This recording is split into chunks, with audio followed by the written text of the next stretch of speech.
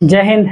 उत्तर प्रदेश राज्य का एक बालक जिसका उम्र 15 साल होता है, उसका दोस्त 7 साल जिसका उम्र होता है, दोनों का समय अक्सर मोबाइल के पे ही बीतता था और उन्होंने एक फैसला कर लिया कि हमको मुंबई जाना चाहिए और फिल्मों के अंदर हीरो बन जाना चाहिए। एक 7 साल के बालक ने 15 साल के बालक के साथ जब प्लानिंग किया तो दोनों एक बस में जाकर के बैठ गया और बम्बई जाने का फैसला कर लिया।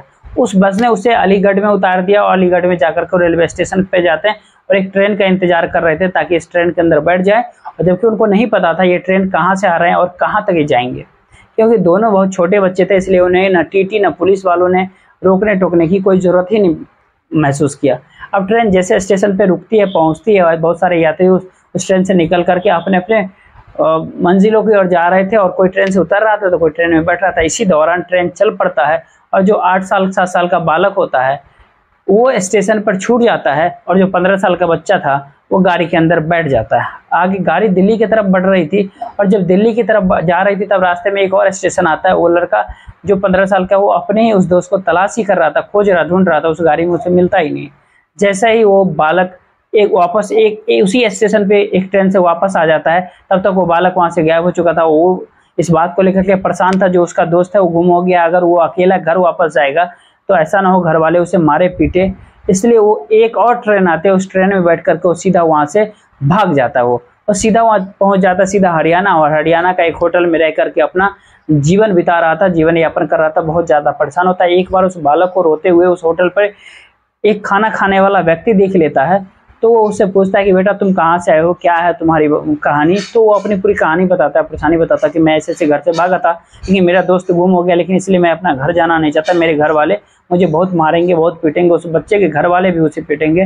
तभी उसने कहा कि कोई बात नहीं, एक बार अपने माँ बाप से बात कर लो, हो सकता है कि सब कुछ ठीक हो जाए, सामान्य हो। जब वो बालक इस तरह की बात कहता है उनसे, तो वो बालक बात करता है फिर माँ बाप से, तो जो व्यक्ति फोर्स करता है, तो जो बच्चा जो स्टेशन पे छूट गया था वो पहले से घर आ गया था, क्योंकि वो बच्चा रो रहा था।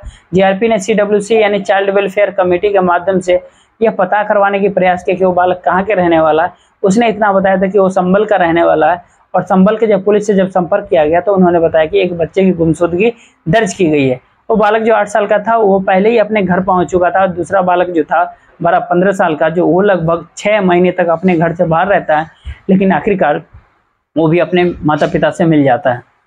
इस पूरी कहानी में एक डर जो था, जो माँ बाप का, माता पिता का, जो अपने बच्चे को घर ले जाने के लिए तैयार नहीं था, लेकिन आज जो आपको वाकया सुनाने वाले हैं, इस कहानी के भीतर भी कुछ ऐसा ही हो जाता है। एक लड़की थी जो गलती कर रही थी, और इतने बड़ी गलतियां नहीं कर रही थी जितना बड़ा उसने बाद में इतना बड़ा गलत कर दिया। एक नहीं, उसने 2 कत्ल कर दिया, और इस जब 2 कत्ल की घटनाक्रम का बिल्कुल खुलासा होता है, लोगों तक ये बातें जाती है, तो न केवल रिश्तों का ही कत्ल होता है, बल्कि सोचने पे लोग मजबूर थे कि आज के जो जनरेशन है वो किस तरफ बढ़ रही है। आदाब, नमस्कार, मेरा नाम जितेंद्र कुमार, आप देख रहे हैं स्टडी सफर। आज की जो सच्ची वाक्य मैं आपको सुनाने वाला हूँ, दरअसल यह इटावा एक जिला लगता है उत्तर प्रदेश का, वहीं का एक थाना पड़ता है बलुई, और उसी का एक गांव पड़ता है बहादुरपुर गांव। दरअसल हम ये वाक्य 8 अक्टूबर 2023 की शाम के लगभग 7 बजे के आसपास की एक लड़की, जिसका उम्र लगभग 19-20 साल के आसपास होगा, नाम उसका अंजलि होता है। अंजलि अभी अपने माँ पिताजी के साथ खेत पर गई, खेत से चारा लाती है और चारा लाने के बाद सीधा अपने घर आ जाती है।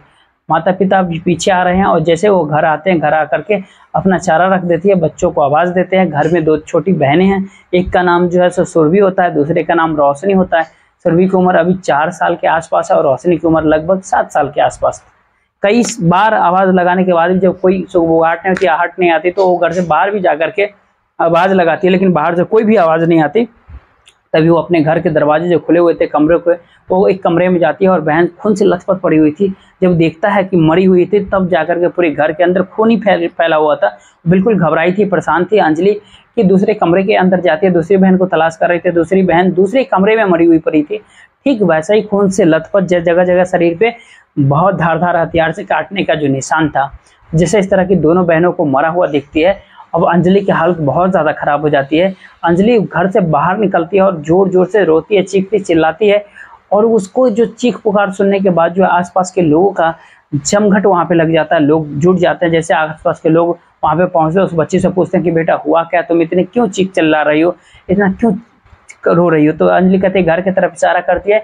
जब घर की तरफ इशारा करते हैं तो लोग जब घर के भीतर जाते हैं, देखते हैं तो दो बेटियां जो है, जिसका एक का नाम सुरभि होता है, दूसरे का नाम रोशनी होती है, दोनों ही मरी हुई पड़ी हुई थी। दोनों वाकई इस दृश्य जो लोग देखते हैं वहाँ के जो इतना भयानक था, उसकी आंखों लोगों की आंखों में आंसू आ जाते हैं। देखते देखते पूरे गांव में खबर ये फैल जाती है, लोग घबरा जाते हैं, परेशान हो जाता है। तभी गांव का मुखिया 112 नंबर पे कॉल करता है और बताता है कि गांव का एक व्यक्ति है जिसका जयवीर सिंह पाल है, जो खेत के किसान है, जो खेत के अंदर गया हुआ था, जो उसकी पत्नी भी खेत पे थी और उनकी दो बेटियों को किसी ने हत्या कर दिया है, वो भी बहुत ही निर्मम तरीके से मार दिया है। जो एसएचओ वहाँ के होते हैं मणि त्रिपाठी, वो अपने दलबल के साथ मौके पे पहुंचते हैं और देखते ही देखते पूरे जिले में वायरलेस कर देते हैं।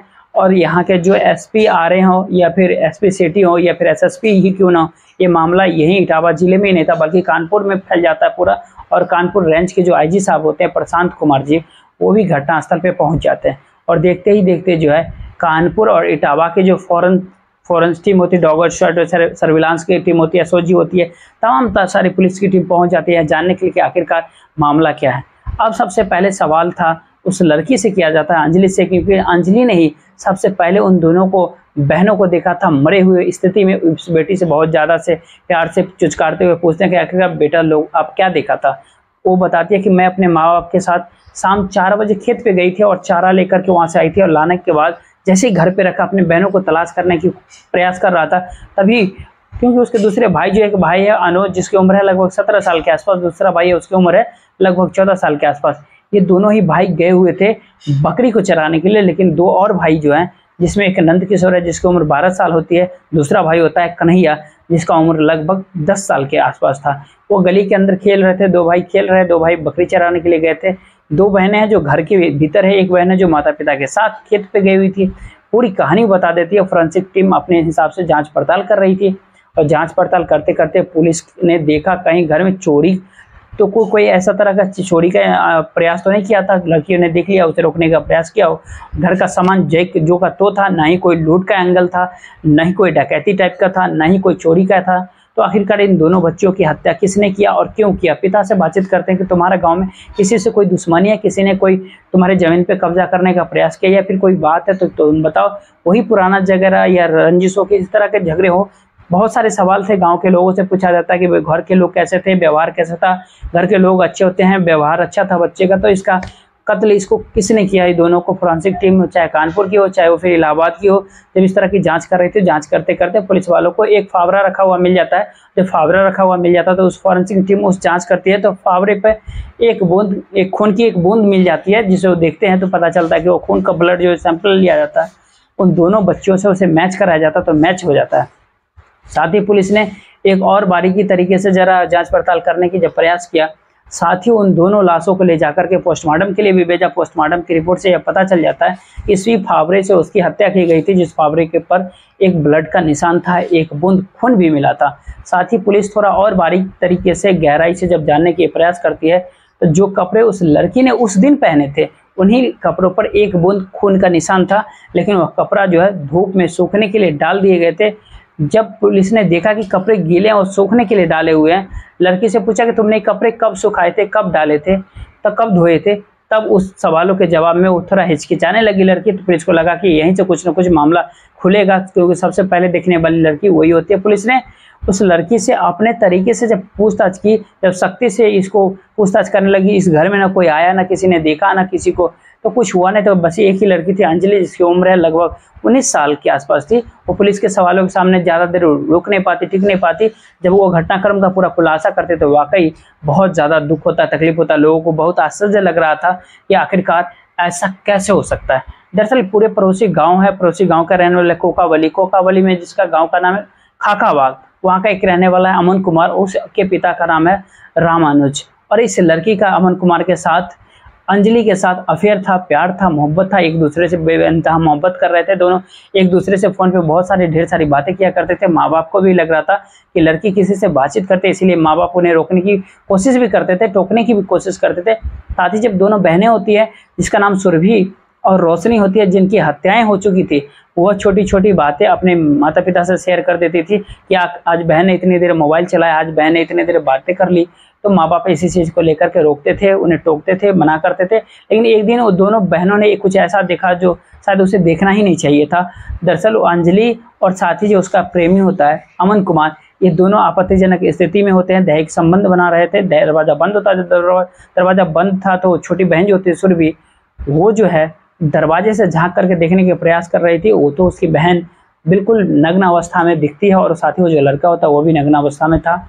जब आपत्तिजनक स्थिति में देखती है तभी सुरभि अपनी बड़ी बहन जिसकी उम्र 7 साल होती है उसे बुला करके लाती है और बताती है कि देखो अंजलि बहन क्या कर रही है।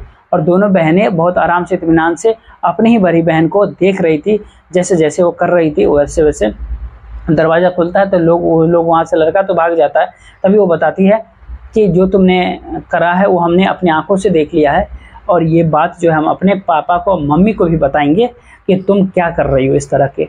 तो फिर ये बात सुनने के बाद जो अंजलि बहुत ज़्यादा गुस्सा में आ जाती है, परेशान हो जाते हैं। उसे लगने लगता है कि यदि माँ बाप को दोनों को ये बात जान जाएंगे तो वो बहुत मारेंगे पीटेंगे और उसकी बहुत ज़्यादा बेइज्जती हो जाएगी, हालत ख़राब हो जाएगी। तभी उसने एक फैसला ले लिया कि हम अपनी बहन को ही मार देते हैं। और यही कारण थी कि आपत्तिजनक स्थिति में वो देखने के कारण से ही वो अपने दोनों बहनों को ही फावड़े से बहुत बुरी तरीके से काट दिया, मार दिया। जिस वक्त की दोनों बहनें आराम से सोई हुई थी, लेटी हुई थी, क्योंकि उन्हें ऐसा मौका ही नहीं मिल पाया था उस वक्त, क्योंकि वो 4 बजे खेत पर गई थी और 4 बजे खेत से वापस आने के बाद जब प्लान किया जब कोई घर पे नहीं होगा तब वो एक काम करेगी। तो दोनों भाई बकरी चराने के लिए गए थे और 2 भाई जो मोहल्ले में खेल रहे थे, गली में खेल रहे थे, तो घर में कोई उस वक्त जो था वो छोटी बहनें जो थी वो दोनों बहनों ने उसे काफ़ी देर पहले ही देख लिया था अमन के साथ। और जैसे इस तरह की बात पुलिस वालों को पता चलती है, गांव वालों को पता चलती है, शहर के लोगों को पता चलती है, तो लोगों को यकीन ही नहीं हो रहा था कि इतना प्रेशर में दबाव महसूस किया अपने माँ बाप का कि वो मारेंगे। लेकिन वो बिल्कुल भी यह बात नहीं सोचा, ध्यान नहीं दे कि अगर अपने बहन को मार दिया तो पुलिस हर हाल में तुझे पकड़ लेगी। हालांकि उसने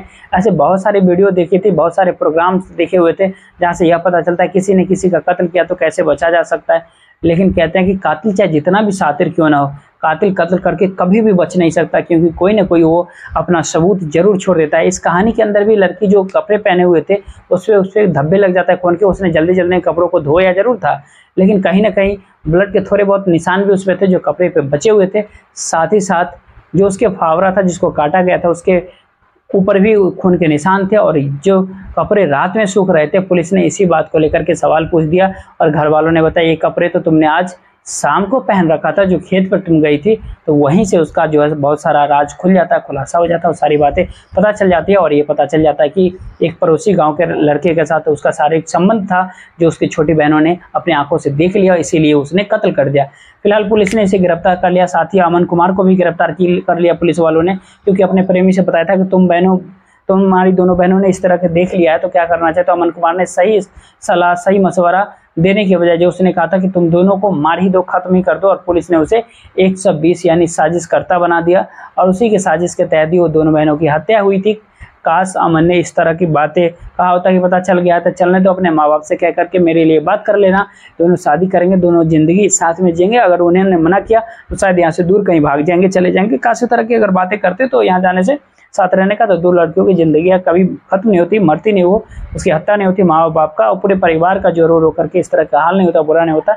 वो कह रहे थे कि काश बेटी ने कहा होता तो शायद इस गलती को माफ़ भी कर देते, लेकिन जो अब जो गलती की है दोनों बहनों के साथ, इस गलती को अब हम कभी माफ़ नहीं कर सकते। इस पूरे कहानी को सुनाने का उद्देश्य आपको दिल दुखाना नहीं था, आपको परेशान करना नहीं था, बल्कि आपको जागरूक करना था, आपको सचेत करना था, आपको बताना था, आपको जताना था कि जिस तरह की माहौल है आज का आसपास के लोगों में, अगर इस तरह की बातें अगर हो तो आप इसके खिलाफ आवाज़ उठाएं। देखिए, तब तक जय हिंद, जय भारत।